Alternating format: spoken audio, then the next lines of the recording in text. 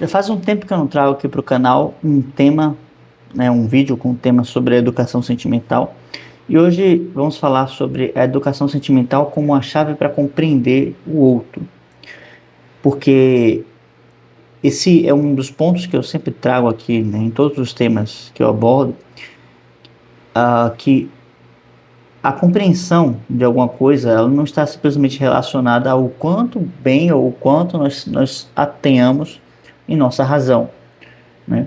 E justamente nesse livro da educação sentimental, o Julian Marias ele vai desenvolver essa, não exatamente essa tese, mas ele vai demonstrar, né, como nós compreendemos melhor a alma humana quando nós estamos dentro desse universo sentimental.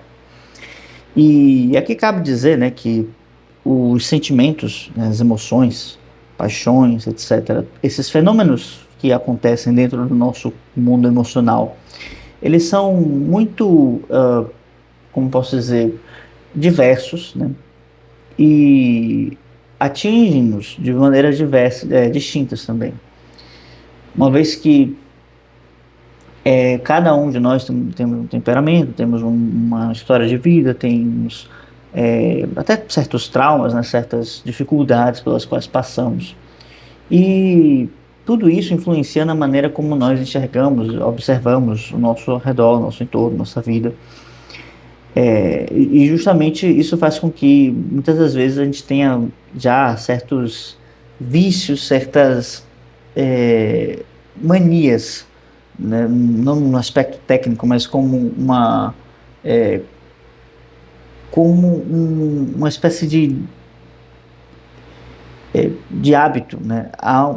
Tratamos certas palavras como um hábito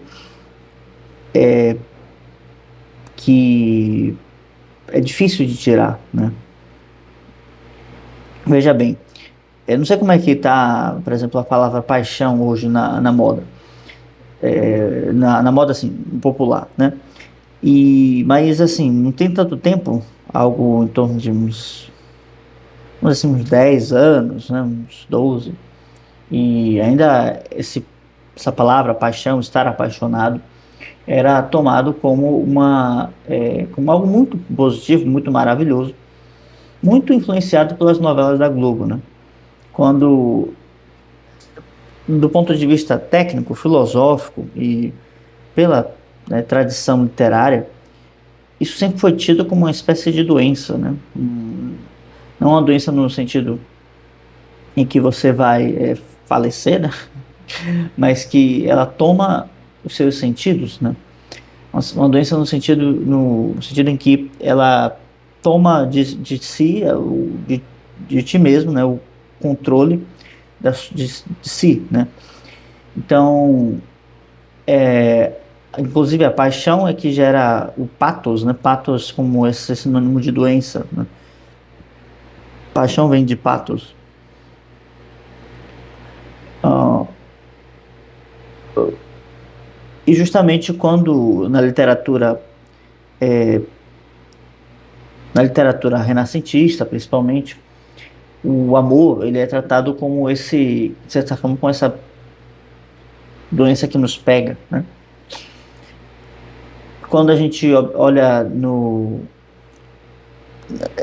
essa literatura, se a gente for entender o amor do ponto de vista filosófico e tentar aplicar diretamente sobre aquilo que os poetas estão colocando ali, a gente não vai entender muito bem o que está sendo colocado. Em resumo, é necessário entender qual o significado que cada um dessas pessoas dão para essas palavras, e isso vai depender muito do contexto, do momento que está sendo colocado. Porque a comunicação, ela é não exatamente aquilo que nós falamos, mas aquilo que o outro é capaz de compreender. E justamente pensando nisso, o poeta ele sempre vai buscar as palavras adequadas para a sua expressão, mas não somente aquelas que ele conhece, mas também aquelas que o outro que vai ter abrangência para o outro, né? Vai ter significado para o outro. Então, justamente o que o Julian Marias vai trazer aqui nesse livro, né? São vários momentos e vários contextos diferentes para certos amores, né? Ele fala muito da parte amorosa, mas o amor ele não se restringe somente à parte matrimonial, né? A parte sexual, mas sim está relacionado com uma outra potência, uma potência de qualidade divina. E justamente ele vai então depois perscrutar um pouco disso, porque o fato é que o, desde a antiguidade, desde a própria Grécia, uma, um olhar sobre o amor de maneira muito, não vou dizer exatamente positiva, mas como algo necessário, né? Necessário de se compreender, de se, talvez às vezes de maneirar e muitas vezes de se deixar ser tomado por essa potência, né? Porque deixar ser tomado pelo amor, né? Abdicar da sua razão e deixar ser tomado de amor é deixar ser tomado por um Deus. Claro que isso pode nos levar a uma série de catástrofes e por isso há que saber qual amor está em posse, né, de nós, porque o amor toma posse, né, do sujeito, mas isso é uma necessidade da vida, não há como se esconder do amor, não há como simplesmente dizer que isso é algo de mentes menos evoluídas, não há como dizer que isso é algo simplesmente para adolescentes. Isso é algo muito sério e que quanto mais cedo se aceita essa realidade, de certa forma essa dureza, essa imposição que o amor faz para com as nossas mentes, para com as nossas consciências, mais cedo nós seremos capazes de compreendê-lo. E também, não só de compreendê-lo, mas de refiná-lo, melhorá-lo, qualificá-lo. Uma vez que, né, isso eu já falei lá nos vídeos que eu falei sobre Plotino, o amor, ele é o movimento da alma que busca o bem. Nesse movimento para buscar o bem, há todo um grande percurso que há de se fazer, mas que nem sempre ele está, vamos dizer assim, puro, das melhores intenções.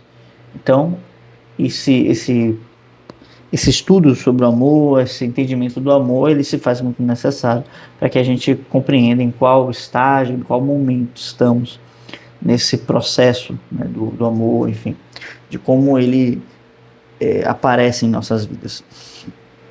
E no caso do entendimento do outro, né, descobrir o outro através dessa educação sentimental, que é um dos pontos que eu sempre trago aqui na revista Polis,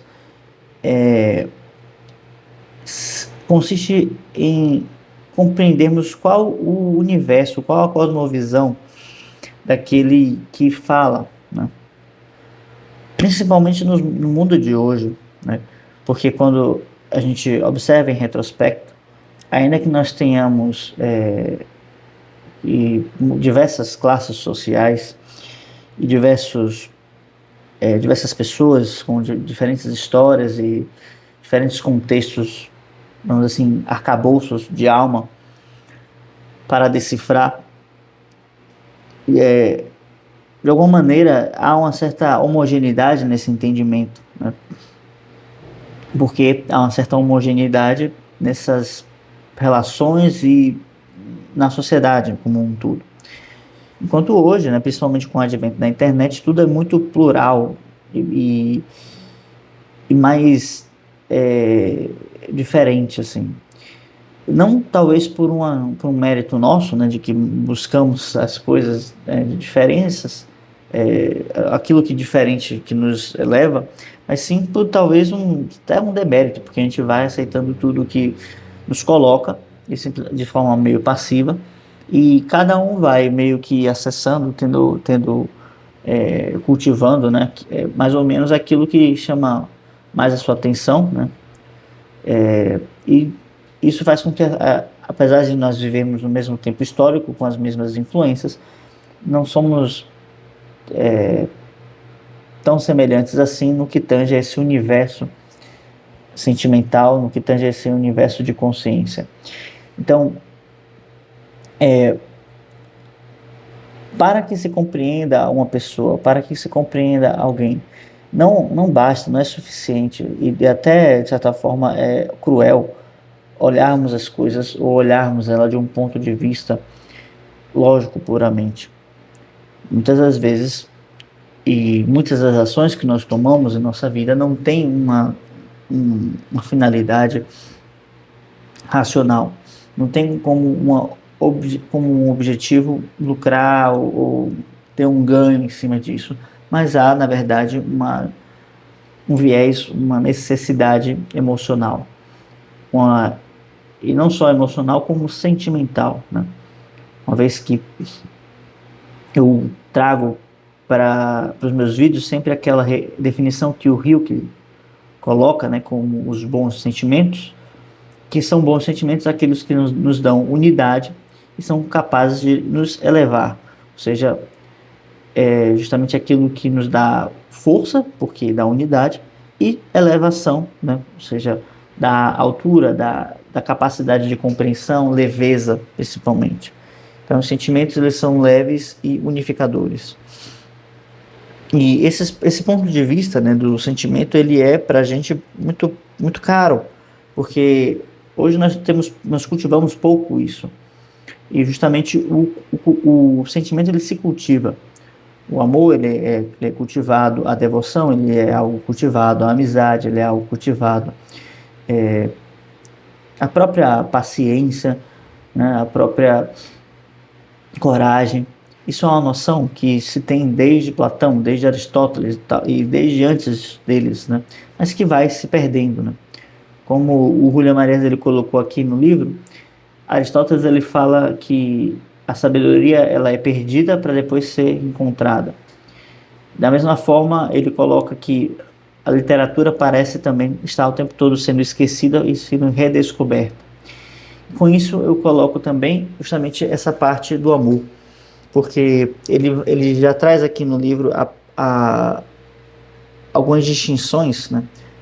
E uma delas das mais interessantes é justamente a das cortes na Idade Média, as cortes onde eram formados damas e cavalheiros, onde através dessa formação ia se desenvolvendo esses sentimentos e se criava uma elite não somente intelectual, como a gente gosta muito de colocar, né, na internet hoje e tal, é muito comum esse termo, mas sim uma elite sentimental, a daquelas que conseguem também elevar os seus sentimentos ao mais alto possível, né, porque os sentimentos eles são uma parte muito importante na nossa decisão, na maneira como nós lidamos com a nossa vida, na maneira como tudo se desenvolve ao nosso redor. Essa conexão, né, da ação com o sentimento ela é muito importante e talvez seja fundamental para que entendamos a cosmovisão, as motivações daquele que nós queremos entender, compreender. Um outro elemento que ele vai trazer, além das cortes, né, como na Renascença esse amor era tido como como essa tomada, né, como já falei da doença, mas estar tomado por isso muitas vezes despertava no indivíduo aquilo que ele tinha de melhor, né? E justamente há certas diferenças, né? Da maneira como ele coloca, era perfeitamente compreensível para um renascentista, né? Ele coloca vários escritores espanhóis, mas ele termina falando de Shakespeare, né? E citando Romeu e Julieta, e dizendo que era perfeitamente compreensível para um renascentista quando o amor do sujeito ele era apenas uma doença carnal, né, que está ligada aos corpos, ao sexo, enfim,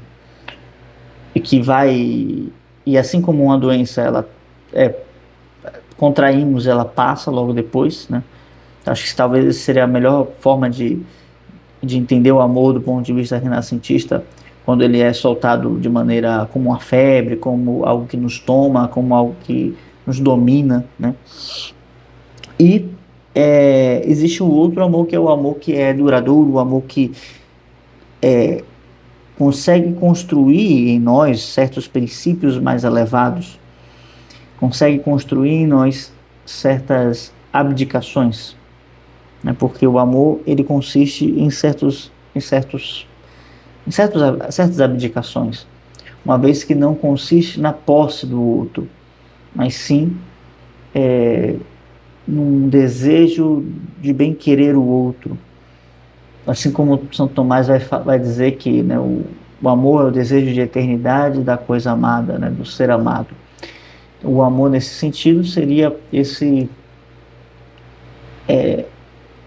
querer o bem, né, dessa pessoa amada. E isso não exclui, né, a possibilidade de um casamento, de uma união, mas exclui totalmente a ideia de posse, né? Assim, de posse enquanto eu vou definir tudo aquilo que essa pessoa vai fazer, né? Como essa ideia controladora que se tem, né? Muitas vezes, né? Ou seja, há a fidelidade, mas não há a posse, né? Como duas colunas de um templo que crescem separadas, mas visando a construção de um mesmo edifício, de uma mesma casa. Então, esse templo justamente é um templo sagrado. Então, desse ponto de vista e dessa construção, o amor ele é não somente uma espécie de algo que nos toma e entorpece nossos sentidos, muitas vezes, né? Mas sim, esse entorpecimento dos sentidos, ele nos faz tomar certas decisões e certas direções que não tomaríamos, né, por nós mesmos. E nos leva a crescer, né?